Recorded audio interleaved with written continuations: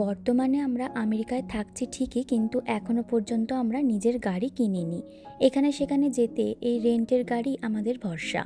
বাজার দোকানও হয়ে যায় ঠিকই, কিন্তু মাঝে মাঝে এমন কিছু দরকারি জিনিস পড়ে যার জন্য হুট করে বের হওয়া যায় না, সময় হয় না, আবার দূরে কখনো যেতেও ইচ্ছা করে না মাঝে মাঝে।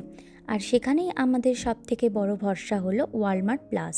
আমরা যেহেতু ওয়ালমার্ট প্লাস মেম্বারশিপ প্রথম থেকেই নিয়ে রেখেছি, তা সেই কারণে যখন কোনো কিছু দরকার মনে পড়ে তখন আর বাইরে যেতে হয় না, ফোন খুলে জিনিসটা অর্ডার করে দিই আর কিছুক্ষণের মধ্যেই সেটা বাড়ির সামনে এসে পৌঁছে যায়। গতকাল রাত্রিবেলায় ওয়ালমার্টে কিছু জিনিস অর্ডার করে দিয়েছিলাম, আজকে সকালবেলায় উঠেই দেখলাম যে জিনিসগুলো দিয়ে গেছে।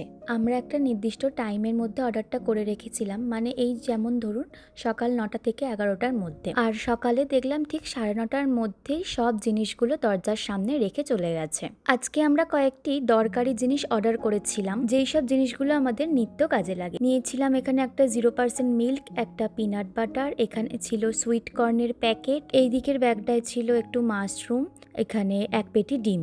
এই দিকের ব্যাগটায় এখানে ছিল ডিশওয়াশার লিকুইড, এটা তো রোজের লাগেই বাসনপত্র ধুতে। আর ছিল একটা মাউথ ওয়াশ, এটাও আমাদের রেগুলার লাগে। আর এখানে আমার জন্য ছিল একটা ওয়াইপস। এই দিকের ব্যাগটায় ছিল দুটো পাতি লেবু বাড়িতে এখনো দুটো আছে, সেই কারণে আরো দুটো আনিয়ে নিয়েছি, পরে তো আবার লাগবে।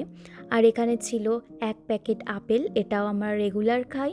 আর এখানে ছিল একটা শসা, আর এই ব্যাগটার মধ্যে ছিল 3টে অ্যাভোকাডো। এই দিকের ব্যাগটায় ছিল এক প্যাকেট ব্রেড, এটা তো রেগুলার সকালবেলা লাগে। আর এখানে ছিল চকলেট চিপস, মানে চকো চিপস, যেটা ওই কেক টেক বানাতে কাজে লাগে।